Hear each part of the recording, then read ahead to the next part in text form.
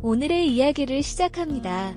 안녕하세요. 저는 40대 초반 여성이며 작은 비즈니스를 운영하고 있습니다. 독신으로 살고 있으며 아버지께서 큰 규모의 비즈니스를 하셨기 때문에 나름 넉넉한 학창시절을 보냈고 유학까지 부담 없이 다녀왔습니다.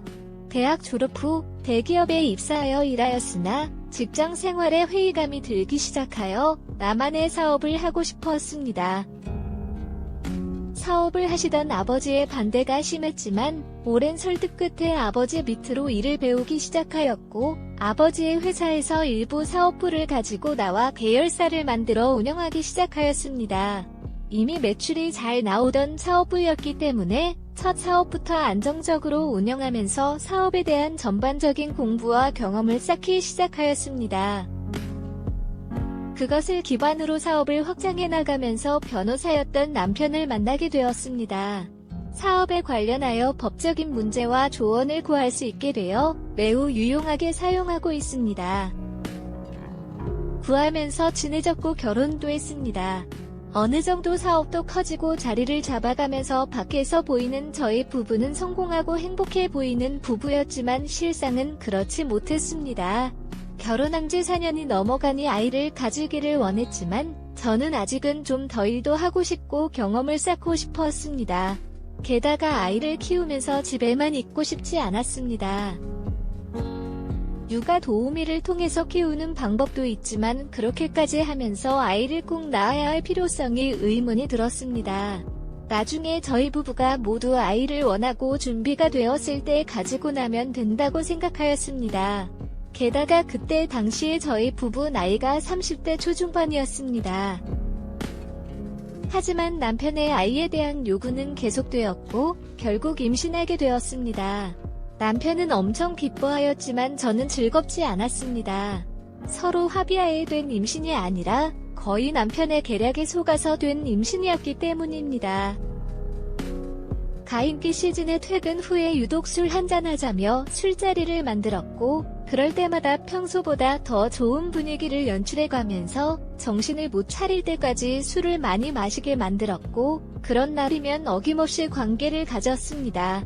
다음날 아침이면 남편은 피임을 잘하였다면서 걱정하지 말라고 저에게 거짓말을 하였고 저는 그 말에 여러 번 속아서 어느 순간에 임산부가 되어 있었습니다. 남편은 끝까지 자기가 거짓말 및 의도한 것도 아니고 피임 도구 불량이 있었던 것 같다고 하지만 저는 남편의 말을 믿음이 가지 않았습니다. 결국 임신 우울증까지 왔는데도 남편의 계속된 잠자리를 요구하였고 정말 미칠 것만 같아서 남편과 각방을 쓰기 시작했습니다. 각방을 쓰기 시작한 초반에도 몰래 제 방에 들어와 잠이 든 조합관계를 가지고 나가곤 했습니다. 몇 건이 그런 일이 있고 난 이후에는 퇴근하고 집에 와서는 제 방에 들어가 문을 잠그고 방에서만 지냈습니다. 그때는 제 자신이 너무 힘들고 남편의 배신감이 너무 컸습니다. 그래서 밖에서 남편이 뭘 하고 다니는지 살았는지 죽었는지 관심조차 없었습니다. 그런데 어느 날부터 남편의 바람 피운다는 소문이 들려오기 시작했고 얼마 지나지 않아 그 소문은 사실이 되었습니다. 내연녀와 데이트하고 숙박업소에 들어가고 차 안에서 스킨십하는 등 수많은 사진들과 그것에 관련된 카드 내역들이 차곡차곡 쌓였고 그것들은 본 남편이 순순히 바람피워왔다는 사실을 인정하였습니다. 한 번이 실수라며 저에게 용서를 구했지만 저는 지난날의 상처들이 있는 상태에서 남편의 바람까지 용서해줄 수 있는 사람이 아니었나 봅니다. 며칠도 안 돼서 뱃속에 아이를 유산하였고 그 후에는 남편과 이혼도 진행하였습니다. 이혼 소송과 상간녀 소송을 하면서 그나마 남편에게 남아있던 일말의 정마저도 다 떨어졌습니다. 그래서 그런지 남자라면 치가 떨렸고 다시는 연애와 결혼 같은 것을 하지 않을 거라고 다짐을 하였습니다. 열심히 일에만 미쳐서 살았습니다. 그러다 40살이 되고 나니 사회적으로도 경제적으로도 나름 성공을 이루었지만 기쁨과 여유를 같이 즐길 가족도 없고 그 흔한 취미도 없었습니다. 살면서 가본 여행이라고는 전 남편과 간 신혼여행뿐이었습니다. 이렇게 일만 하다가 늙어버리면 나중에 후회를 할 것 같아서 열심히 살아온 저에게 보상을 해주고 싶었습니다. 그런데 노는 것도 놀아봤어야 할 것이고 같이 놀 사람이 있어야 놀 텐데 그렇지 못한 저에게는 난감하고 어려웠습니다. 몇 번 떠난 해외여행에서는 새로운 사람들을 만나긴 했지만 무언가 불편하기도 했고 수시로 회사 업무 전화를 하면서 국제전화비만 왕창 나오고 여행도 제대로 즐기지 못했습니다. 결국 여행도 제대로 못 즐기고 말도 음식도 안 맞는 곳에서 비싼 돈 들여가면서 있는 것보다는 한국에 있는 것이 더 좋다고 생각이 들었고 연예인들이 많이 산다는 제주도에 전원주택을 샀습니다. 그리고 무조건 한 달에 한 번은 꼭 내려가서 쉬었다 오는 걸로 마음을 먹었습니다. 시내에서는 조금 거리가 있는 외진 곳에 있는 전원주택이어서 그런지 갈 때마다 풀들이 제 키만큼 자라 있었습니다.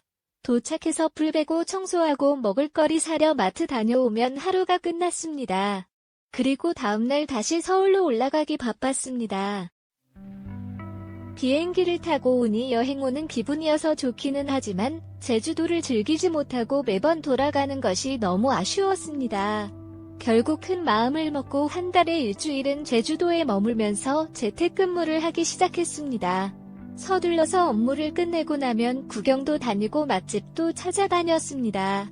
그렇게 제주도에서 지내다 보니 자연스럽게 이웃사촌들과도 왕래가 생기기 시작했습니다. 그날도 이웃집에서 바베큐 파티를 한다고 하여서 놀려가게 되었습니다. 오랜만에 사람들과 술도 마시면서 이야기도 하고 어울리다 보니 너무 마음도 편하고 좋았습니다. 그날의 기억이 너무 좋았던 저는 다음번에 제주도 내려가면 제가 파티를 열어야겠다고 생각을 하였습니다. 또 한 달이 지나서 제주도 집으로 내려왔습니다. 마음먹었던 대로 동네 사람들과 파티 약속을 잡고 혼자서 준비를 시작했습니다. 하지만 생각처럼 만만치 않았습니다. 무성이 자란 풀도 베야 하고 각종 장도 봐야 하고 테이블 세팅 등 파티할 장소도 만들어야 하고 먹을 것도 만드는 등 해야 될 것들이 너무 많았습니다. 결국 동네 사람들이 있는 단체 채팅방에 도움을 요청하였고 옆집에 살고 있는 남자가 시간이 된다면서 왔습니다. 남자에 대한 감정이 좋지 않았던 저는 그냥 혼자 할 수 있다고 가라고 하였지만 혼자서 어떻게 다 할 수 있냐면서 괜찮다면서 부담 갖지 말라고 하면서 이것저것 알아서 일을 하기 시작했습니다. 막막했던 저로서는 고맙기는 했지만 제 집에 외간 남자와 둘이 있는 것이 너무 불편해했습니다. 그런 저를 눈치챘는지 조심히 저에게 혹시 최근에 이혼하셨나요? 라고 물어보았습니다. 너무나 어이가 없던 저는 퉁명스럽게 최근은 아니지만 이혼한 것은 맞다고 하였습니다. 그 남자는 자기도 이혼했고 배우자에 대한 상처가 커서 무작정 여자라면 거부감이 들었던 적이 있었다면서 제가 왠지 그래 보이는 것 같아서 물어본 거라고 하였습니다. 그러면서 본인의 이혼한 이야기와 전 부인에 대한 이야기를 하는데 너무 공감이 되는 것이었습니다. 그렇게 둘이서 한참을 각자 전 남편, 전 부인 이야기를 하면서 일을 하다 보니 준비도 얼추 끝이 나고 동네 사람들도 하나둘씩 오기 시작했고 그날도 즐거운 시간을 보냈습니다. 사람들이 가고 나니 또 해야 할 일들이 산더미였습니다. 조용히 치우고 있는데 집에